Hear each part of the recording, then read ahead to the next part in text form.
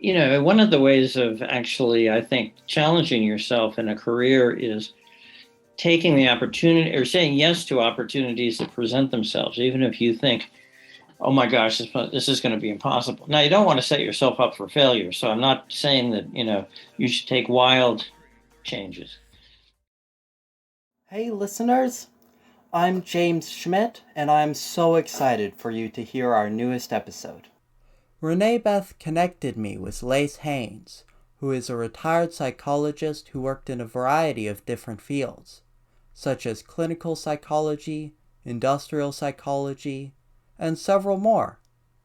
I think you will enjoy our conversation about pursuing psychology as a career path. My favorite part of this podcast was when Lace shared the multitude of applications that a master's degree in psychology has.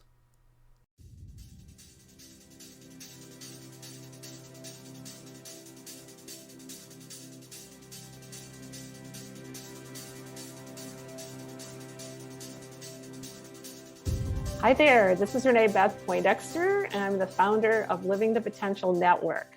And I'm your host for this amazing podcast today. When I wrote the book, Living the Potential, Engaging the Wisdom of Our Youth to Save the World, I set out to find ways to create spaces where people could hear what the youth have to say. And that's what this podcast is all about. I love these conversations. We're listening to a youth's dreams and concerns. We connect them with a mentor, an elder, who has experience and wisdom to share and who is open to learning and receiving from the innovative spirit of the youth. It's reciprocal learning at its best. And I always leave these conversations inspired, and I think you will too. Today, I have two special guests. One is Lathe Haynes, and Lathe is an amazing psychologist who's had a very varied background, and he comes to us from the state of Pennsylvania.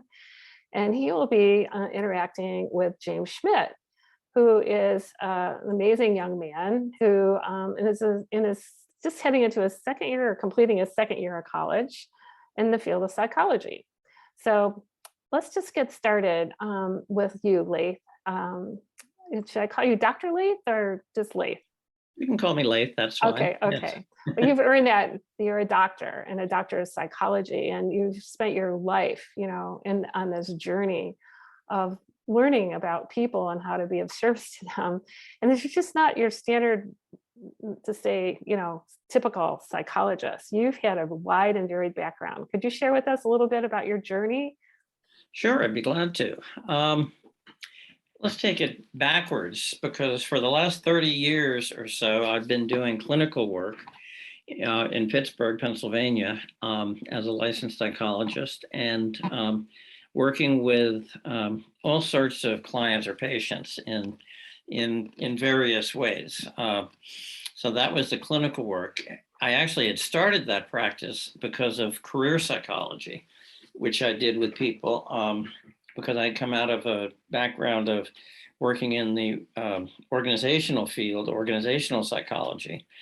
And so I built the practice that way, but I found that a lot of people who had career problems had other problems as well, such as anxiety and depression, as well as issues like personality disorders and other problems. So before I was in full-time clinical practice, for several years, I was at the Pittsburgh Cancer Institute, where I led a group of, psychologists on one side who worked with cancer patients and their families, and then research assistants who worked with the connections between psychological factors and the immune system. And that was very interesting. And then prior to that, I actually worked for a couple of outplacement firms. And what outplacement is working with executives a lot of the time who were laid off and displaced, but also really anybody from executives down to, regular line workers, and who were looking for new jobs because they'd been displaced for either being fired or laid off or displaced or whatever. And prior to that, I was an industrial organizational psychologist, which I did with a bank in Pittsburgh, specifically Mellon Bank, where I started off what was actually often usually called industrial organizational psychology. We called it human resources research and analysis, where we looked into human resource issues and studied them, as well as doing things like attitude surveys and selection testing and succession planning and various programs like that. Wow. I got my PhD at the University of Pittsburgh in the School of Education. I specialized in things like testing and measurement. And I also got a master's degree in counseling psychology at the University of Pittsburgh. Prior to that, I was actually a retailer and a buyer in a department store in Pittsburgh during my 20s for a period of time. Wow. And so those were the some of the highlights. I was in, the business world and retailing and then banking. And then I was in the clinical world and career and clinical psychology. Right.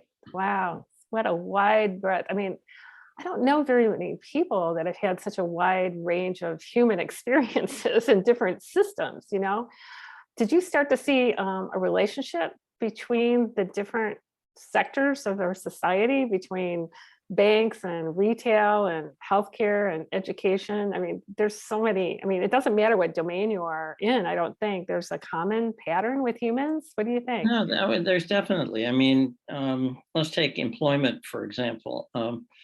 People in banking have the same issues with employment problems as they do in retailing or in an academic situation. People bring themselves to the job, Yeah. and so it's there's a lot of different dynamics. Yeah, I mean, of course, there are some things that transcend all settings, Right, things like exactly. anxiety, depression, personality disorders, etc. Exactly. So when I hear you speak, I mean, we could do several conversations with you, because just on what you know about people, and then helping people find the best career for them. What were some of the things that you noticed? Because I know there's a lot of young people that we're attracting to our network that want to learn, like, how do we find the best career? Well, I don't think there is such a thing as the best career. You find, you bring yourself to the career search and you follow things that are your interests.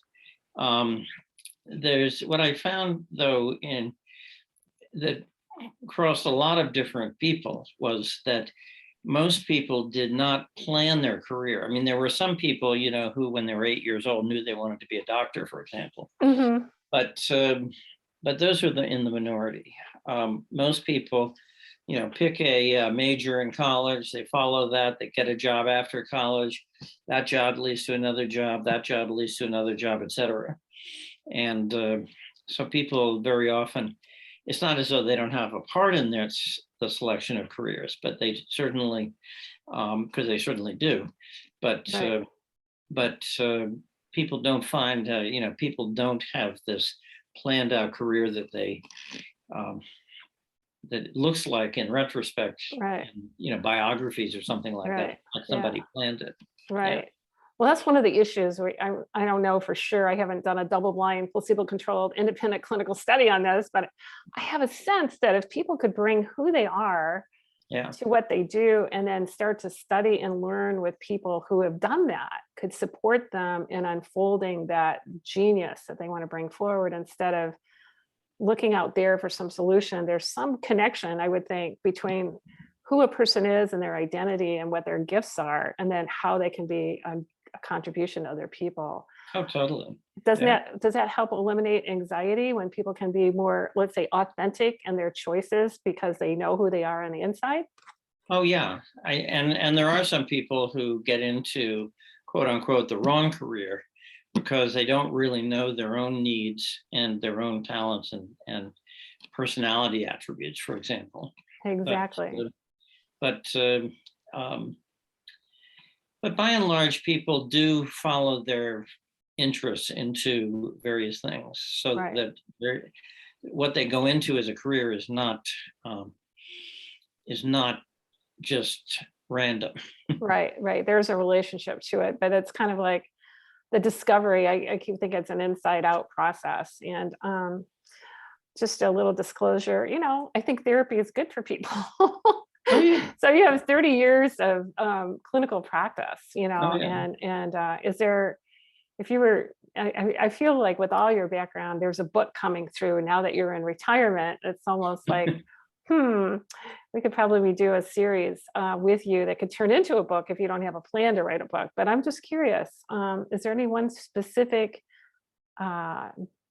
place that you would say, now that I'm retired, I'd like to bring this forward in more gusto, or revisit something? I mean, what do you think now that you can do whatever you want with your time? I mean, you've been in your own business for a long time too, but now it seems like with retirement, I call it refirement, you have an opportunity to maybe leverage what you've learned over the years. Is there a place that you think you want to explore further as a Well, result? actually, I'm exploring that right now, and I'm sure there will be some crossover between the world of psychology and things that I'm interested in doing.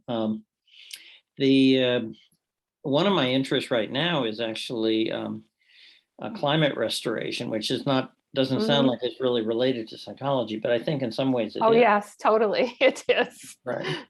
Yeah, our youth, and James will probably have some questions about that, because we've been talking about that in our youth advisor group, and what's the relationship between, how people relate to themselves, to each other, and to the planet. There is Right. a connection, right? Well, So, by and large, people don't like change. Change is oh, uncomfortable for people. oh, It brings up anxiety and it brings up insecurities. yeah, So when we say that, I mean, on one hand, we want to replace fossil fuels with um, replenishable fuels like wind and hmm solar and things like hmm that. Um, but to do that requires change, like changing from the internal combustion engine or various types of internal right, combustion right, engines to electric cars, for example. right. And then people say, well, how am I going to fill up with an electric car? That's a change. So, Yeah, yeah, yeah, big change. Yeah. yeah. And so I'm just curious, just saying, do you think we call ourselves in our community the change makers? So, we're like welcoming people and go, yeah, change might be uncomfortable. And what Mhm. do they say? If you fight change, you're going to hate extinction. You know what I mean? It's like we are all changing, whether we recognize it or not.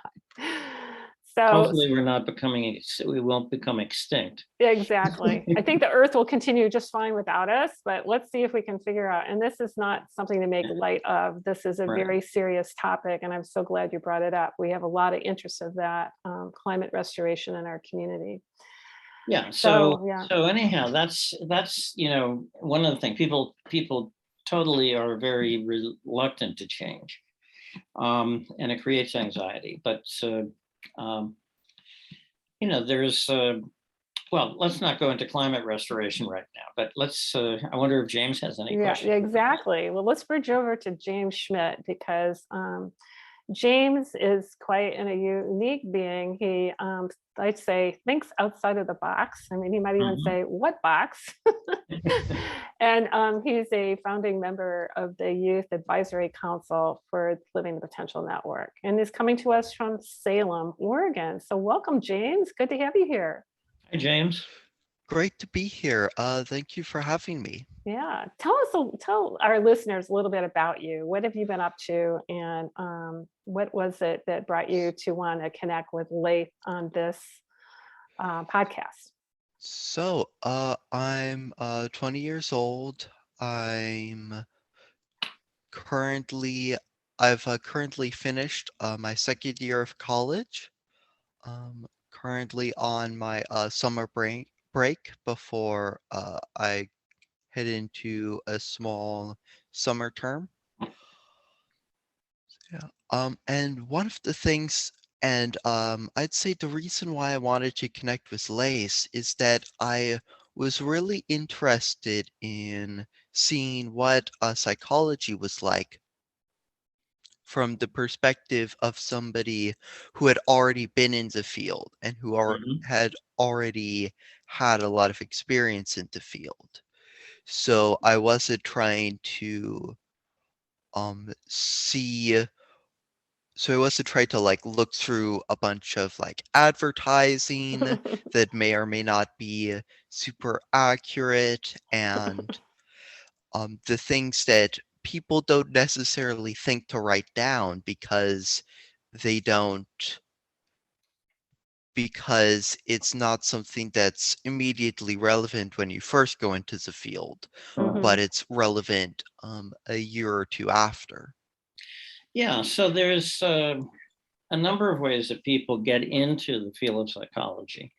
Many people are psychology majors in undergraduate school. Some people actually go into various fields in psychology with their undergraduate degree, but more often than not, people who are in like therapists of one kind or another um, need at least a master's degree or a PhD to practice. But there's different schools to go into for that. For example, I mentioned that I graduated from a school of education. I started out with counseling psychology, but then I got very interested into the research side and studied, testing and measurement and research psychology, statistics, um, research design, et cetera. And lo and behold, this is an example of how some things present themselves. And, if you say, aha, I'll take it. I was actually, one of the things I was doing in graduate school was consulting to people on their dissertations and the research design and statistics on their dissertation. And one of my clients in that regard actually had a boyfriend who was working for Mellon Bank in Pittsburgh, who had noticed an ad for somebody who knows statistics and testing and things like that. So I never actually saw the ad, but I applied for that job and lo and behold, got it. And I went into Mellon Bank and developed an industrial organizational psychology unit in the human resources department of the bank. And that's just an example of how jobs don't necessarily come directly out of schooling, although schooling was useful in doing that. And we developed that section and we consulted to senior management of the corporation, usually, department heads and above up to the CEO. And as I said, we did testing and measurement and surveys, attitude surveys, and we used statistics to analyze various human resources things like performance and succession planning and things like that, other parts of human resources. And that's actually turned into quite a field now as far as psychology is concerned. Industrial organizational psychology is a whole separate field in and of itself. When I got out of Mellon, I decided to, I was working for a outplacement firm that did consulting with people who were laid off and displaced. And that's another separate field. It's sometimes called career counseling, but it really is more clinical than you think, because a lot of people with career problems have anxiety or depression issues or even personality disorders. So in any case, let me go back to what we were saying about different ways of getting into psychology after a bachelor's degree. One is a school of education. Another is the traditional schools of psychology in universities. Although in that case, you have to really look at, are the psychology programs offering the kind of psychology you might be interested in doing? For instance, if you're interested in doing counseling or clinical psychology, because a lot of psychology departments do just research. And, that may be your interest, which is great, but, you want to know that ahead of time. There are also master's degree programs in some universities in counseling psychology. Those can be in the School of Education or in the School of Psychology, or and there's also social work programs. social work is a field of therapy where a master's degree is typically the terminal degree, and people can become licensed clinical social workers and work with patients or clients and get third-party reimbursement from like healthcare companies and things like that, as can licensed psychologists also. Yeah. The So I think James had a question though. I wanted to say, just hold on, because I know there's a lot of knowledge here. yeah, Yeah, James, you go ahead. I appreciate your input. I hadn't realized that so many other disciplines also needed psychology. mhm. Um, and it's one thing to think about like, oh, there are other places that psychology could be applied, but it's nice to hear like specific examples of places where psychology can be applied. Oh yeah, I've found in addition to what I was just talking about, like schools of psych, schools of education, and schools of social work, that I've known people who went into psychology from nursing. Usually they were like nursing, mental health nurses in a inpatient nurse, um, psychiatric hospitals. But there's a lot of different ways into the field, actually. Right. We were talking earlier about what's happened since the pandemic, and Lathe was Mhm. saying that all of his colleagues, everybody is booked, because of the mental health issues that have become more prevalent. I don't know if Mhm. prevalent is the right word. More obvious, or people are recognizing the need for help now after, because of a result of the pandemic. So in terms of looking at, a career path that society needs right now, right? Lathe, Right. you want to say That's a little right. bit about So that?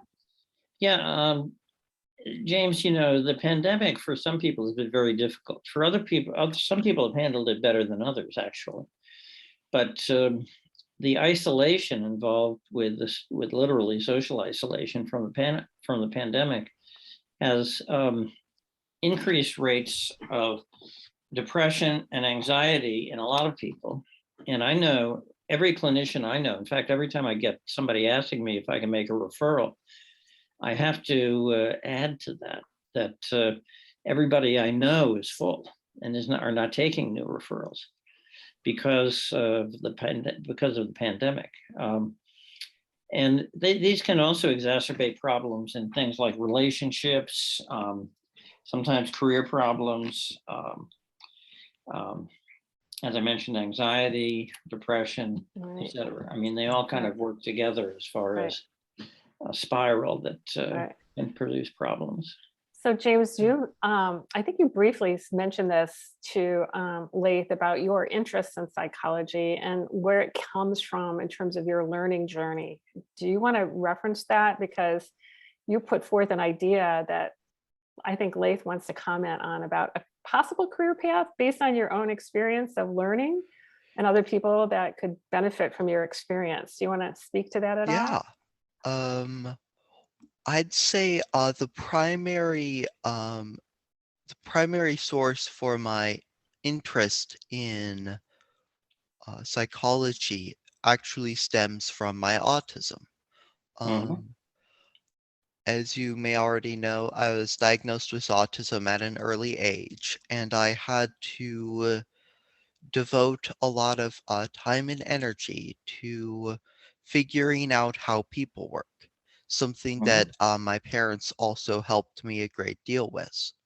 And so, in doing that, I came up with the idea of a translation matrix, which is what I call the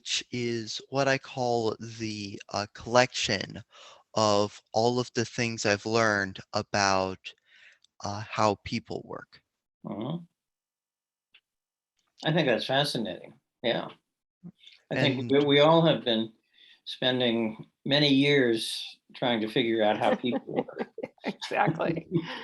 So could you give us some examples, James? Because that also was like, you thought, well, what if that idea that helped you could be deepened in your studies, and who else cares about that? Like other people who are dealing with autism, or parents that are dealing with um, neurodivergent children, or there's lots of pathways for you to be the expert because of your own life experience.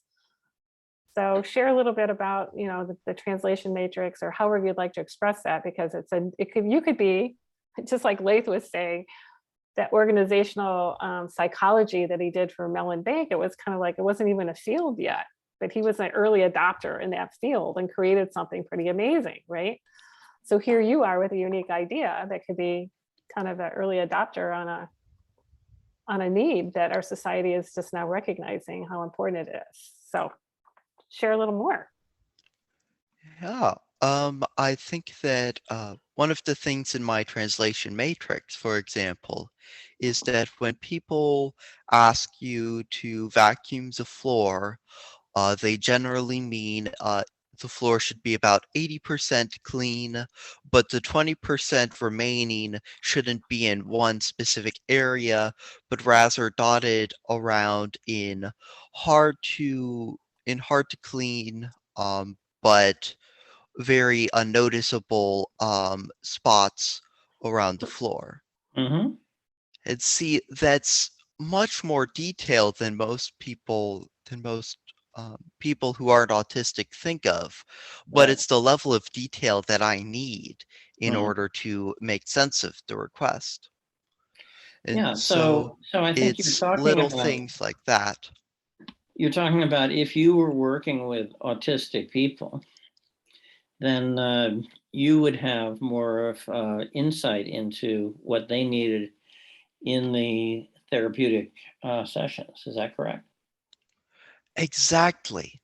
That's Mm. one thing I'm really excited for, is that I think that a lot of autistic people will really appreciate having an autistic therapist, Mm-hmm. because that shared life experience will make communication and understanding a lot easier. Yeah. That is something which I'm trying to think of one of the fields of psychology, for example, addictions and alcoholism, um, alcohol and other drugs. Addictions are a lot of people in the field of addictions are recovered or recovering addicts or alcoholics themselves.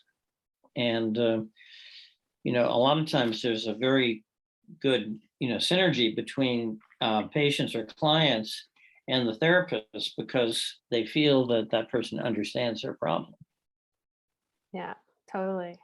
And James has already been called forth to speak to certain people about his experience. That includes parents and facilitators of youth that learn differently. Do you want to speak about that? Because I think there's a connection here between starting something new that's never been done before, that you could probably ask Lathe about, well, how did you do that thing at Mellon Bake, creating something that's never been done before? Because James, you're in that space now with helping people. Yeah. You've become an expert in so many ways of people going, what? Tell me you're autistic? I would never have guessed it. You're so well spoken. Like, really? Yeah.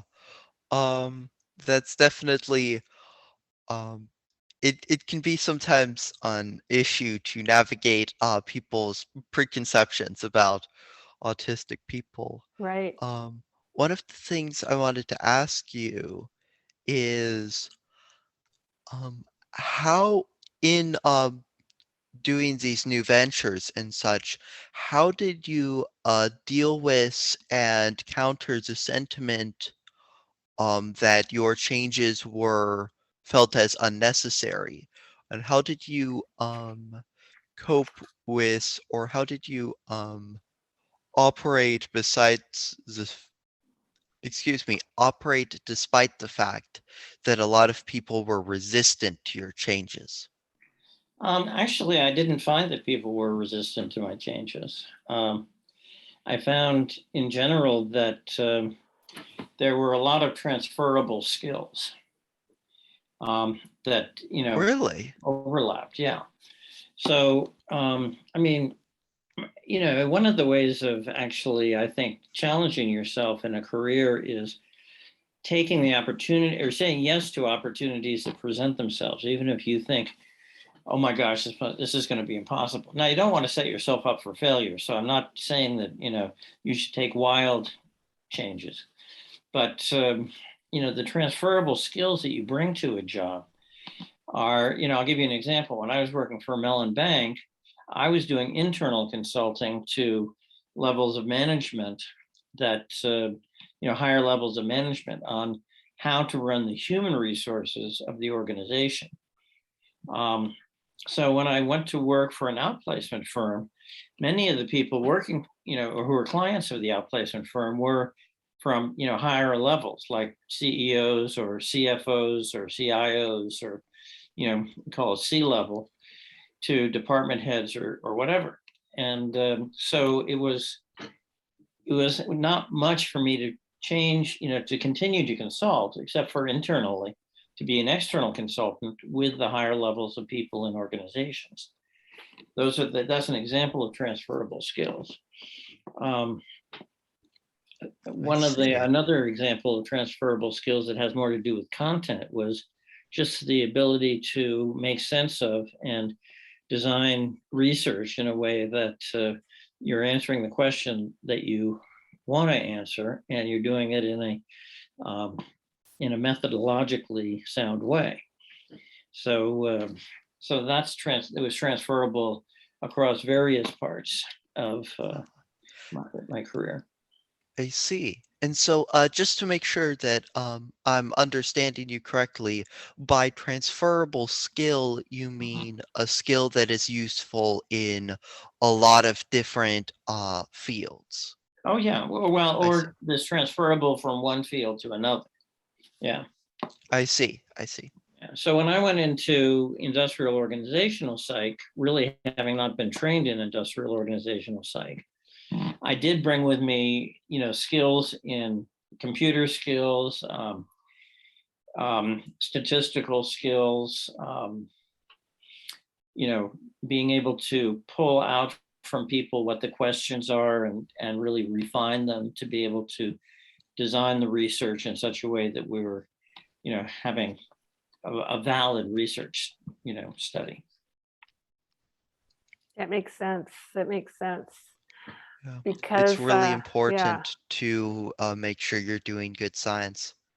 Something Oh, I'm totally. passionate Well, about. yeah. And actually, one of the things that you find is that oftentimes research is not designed in a methodologically sound way. Yeah, exactly. And then errors are made on judgments, on decisions. And so doing the research, when you were saying that, I was thinking about you, James, because you really like research, don't you?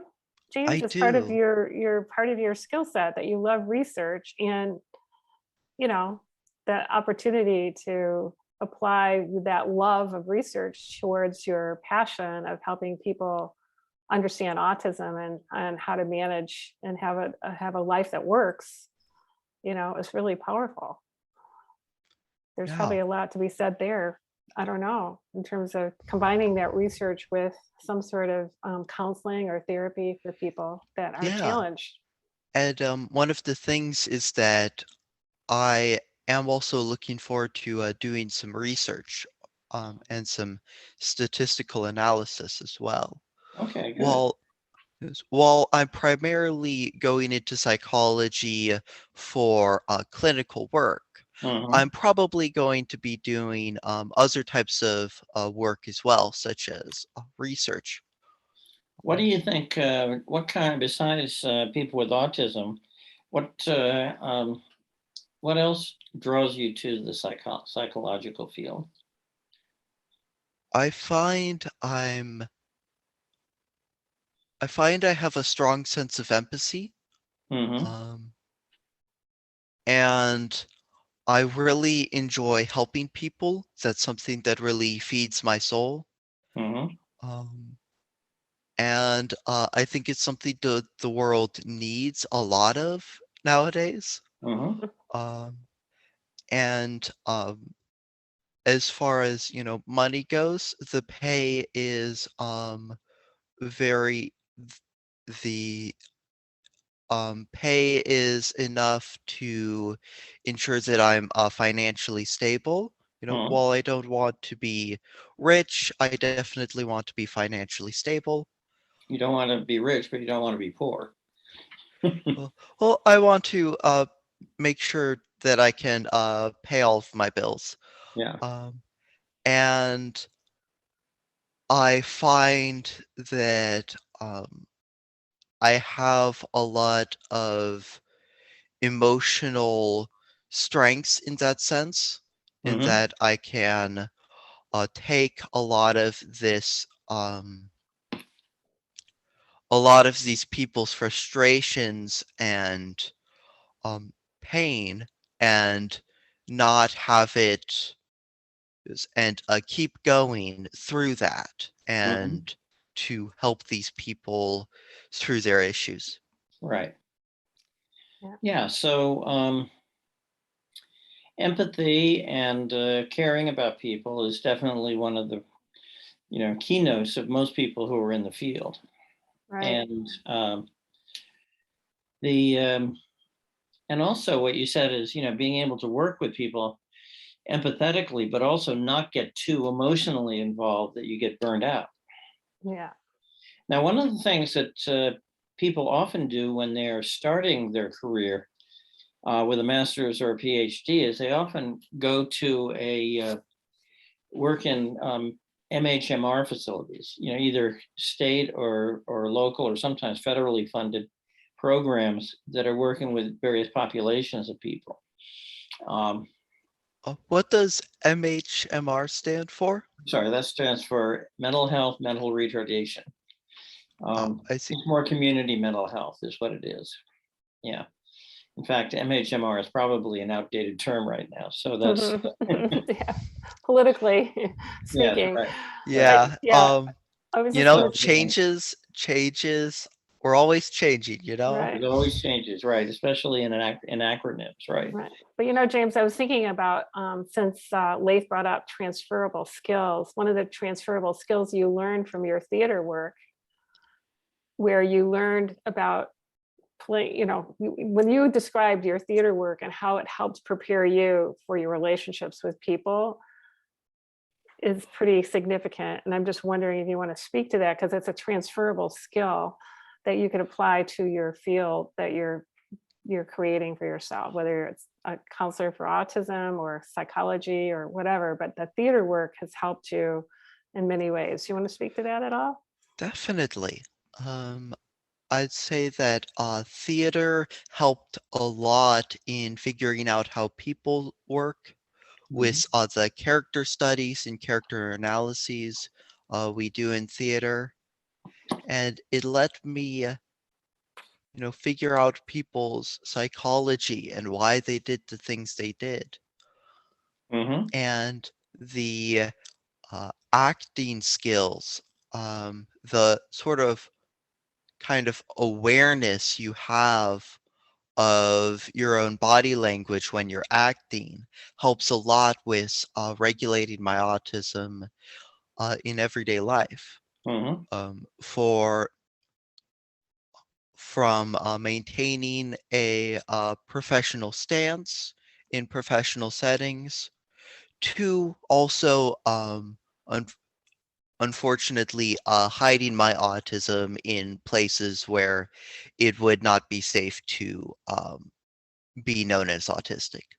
Okay. So, And what you're talking about is actually personas that, when, for example, let's say you're in a clinical or a counseling setting, you're going to have a professional counseling or clinical persona. You're going to be working with people using that persona. Um, the different personas that you have, that's different than when you're hanging out on a Friday night with your friends. And, exactly. yeah. And it doesn't mean you're being phony. It just means that you're being appropriate to the setting. That there's, for example, if you were going to a fancy, let's say a wedding, we'll say a black tie wedding, you'd wear a tux. Aren't many of those around anymore, but but that doesn't mean you're being phony, but just because you'd prefer to wear jeans, you're just being appropriate to the situation. Right. Yeah. Exactly. So James has really learned about that in so many different ways. I'm just curious about, we talked a little bit about labels in our preparation. Remember, there's some people that we know in our circles, James, because of your expression of neurodivergent learning. Many have come to you and said, you know what, I think I want to be tested because I might be neurodivergent and not know it, and I'm struggling. And you said, when you found out that you had that neurodivergent, that you had relief about that, but then you had issues about labels. Do you want to speak to that a little bit? Because that tied to what Lathe was saying about a story about people being labeled in school. And I'd love for him to tell that story. But first you speak about the labels and how you Yeah, felt when you got the diagnosis, and then how you feel about labels. absolutely. I've always known I'm autistic. My parents told me that at an early age, as well as the fact that I have ADD, which might have been folded into ADHD Mhm. nowadays. And knowing knowing that that's the reason for the way for several of the ways my mind works Mhm. has been immensely freeing and refreshing, Mhm. because I don't have to, because I can understand that I'm having these struggles, uh, the certain struggles that I'm having because I'm autistic or because I have ADHD, not Mhm. because I'm an idiot or because I'm lazy or what have you. And I find that a lot of people focus on the negative aspects of labels. And there's certainly some truth to that. Mhm. When labels are applied with when labels are applied to limit people, or applied by an external authority as a way to like devalue someone or say that they're not worth much. But I find that there's a lot of positive uses for labels as well. Mhm. you know um when I go online, and see, online records of people talking about their experiences with being late diagnosed. It's often very frustrating for them because they went their whole lives not knowing that they just had ADHD or they just had autism, Right. and so they've been struggling whilst thinking that they're just lazy. Right. And I recently had a podcast episode called I recently had participated in an episode for the podcast called Let's Just Talk, which is Mhm. something that was created by another Youth Advisory Council member, Samuel Osborne Huertas. And he mentioned his struggles as well with not knowing that this was that all of the that several of the things he did were autism things, and he Mhm. thought that was just some weird thing he did, but he didn't know that a lot of other people have, the same struggles and the same characteristics. Yeah, no, I agree. I think that having a label can be very freeing for a lot of people. It can be stressful for some people too, but um, I'm thinking of a person who I know who actually went to a very prestigious Ivy League college and was diagnosed with autism after she had graduated. She graduated very high in her class. But she had always had some difficulty with some social issues. And so having the diagnosis actually gave her a sense of relief to know that to put a label on it, and also to have some ideas now that it's labeled of what she can do. And so it's a very important part. Lee, I was sharing a story about having been a former English teacher in Ohio, and I had 180 students and 4 different preps and 3 different categories of students. And the way they labeled them back then were the normal kids, the advanced kids, and the adjusted kids. Yeah. And I had all 3 groups. And the adjusted ones were labeled that way because they didn't appear to be motivated. They, were looking to drop out of school. They weren't playing the game, so to speak, Right. But I saw the uniqueness of every group and tried to meet them where they could be themselves, because I knew that they were enough. And that kind of, I thought, that would be so cool, because sometimes there's trauma that comes from education systems that haven't yet changed to the degree that they need to in the 21st century. So I'm wondering, that triggered a story I think you told, Lathe, about a conversation about a group of this was a story. Yeah, I can repeat it. This was a story that I'd heard in graduate school, and it had to do with a teacher who had gone into the principal's office, and the principal and she were talking, and it was before the school year, and the principal was called out. So while she was out of the room, the teacher said to her, or started looking on her desk, the principal's desk. And while she was looking on the principal's desk, she started to see various numbers next to the names of students. And there were things like 125, 132, 135, 130, 128. And so she got her classroom, and she went to the classroom, obviously I went through the school year. And at the end of the school year, she was talking to the principal, and she said to her, I just want to thank you for giving me a really good class this year. And the principal said to her, what do you mean a really good class? And she said, well, my class was just superb, and I know you probably designed it that way.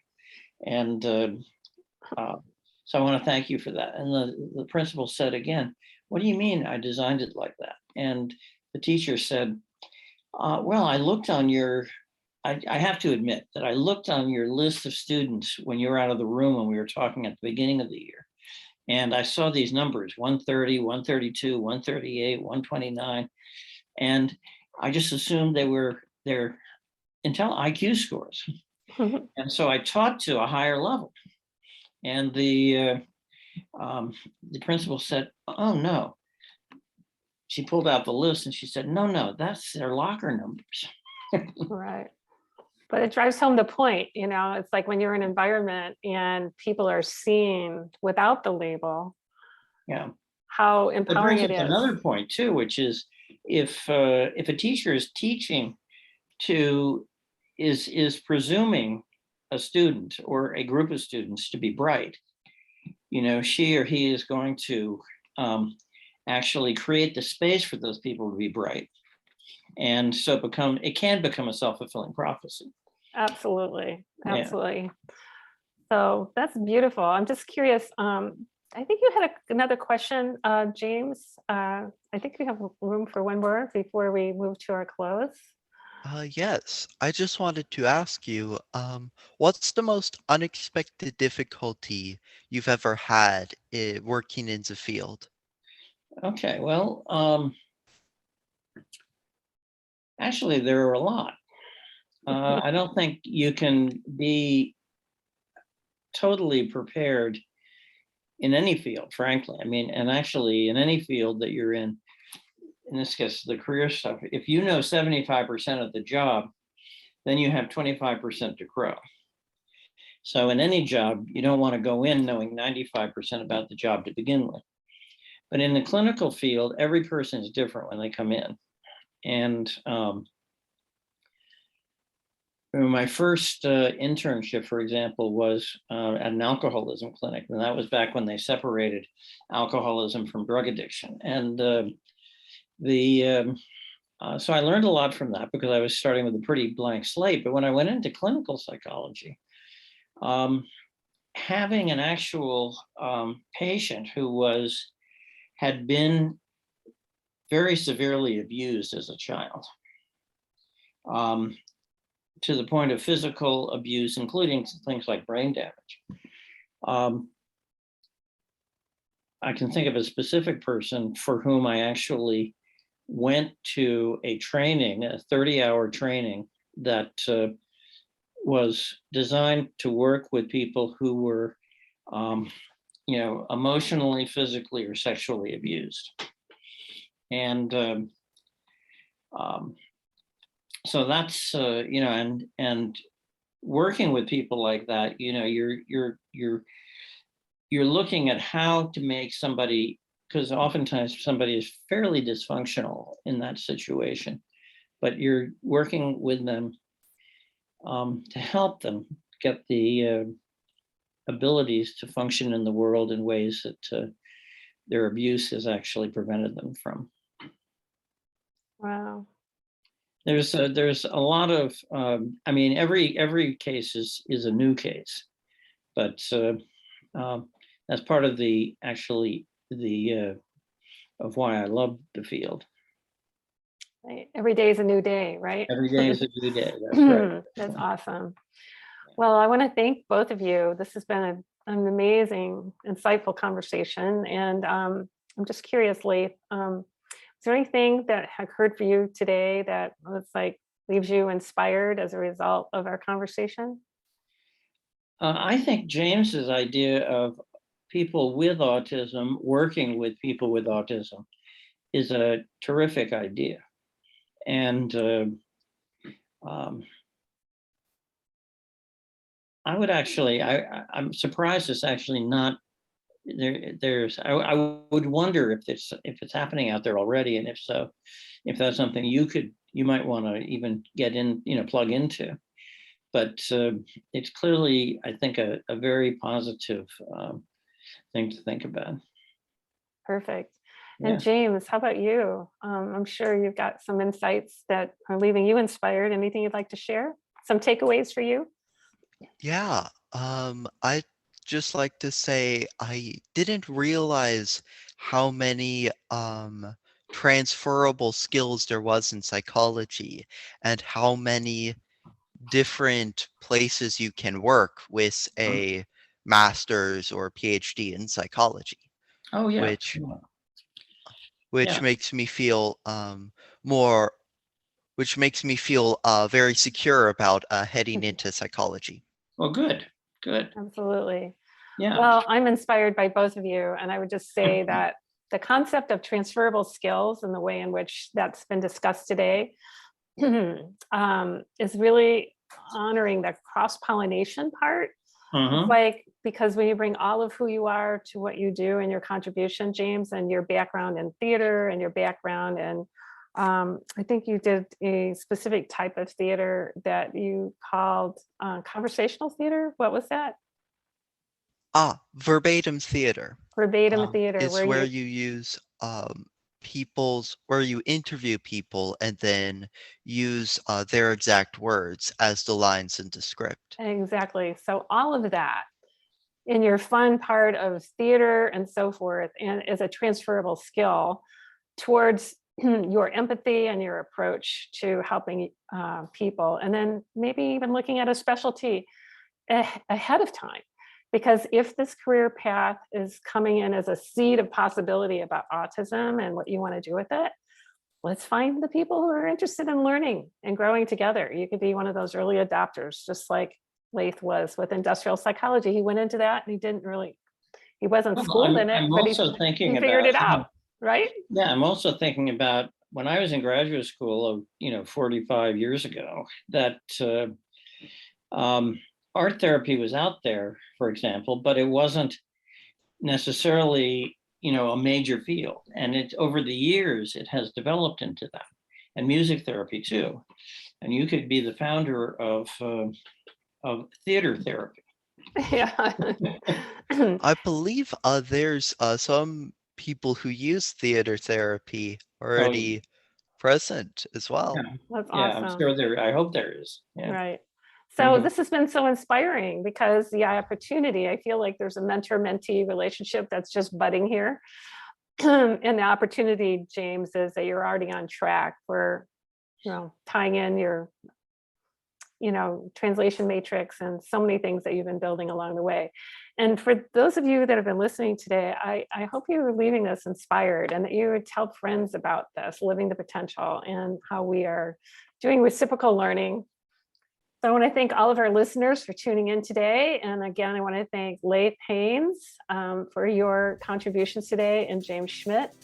And look forward to more conversations exactly like this. The world needs more heart-centered conversations. Thank you so much. Thank you, Renee. It was a pleasure. Thanks so much.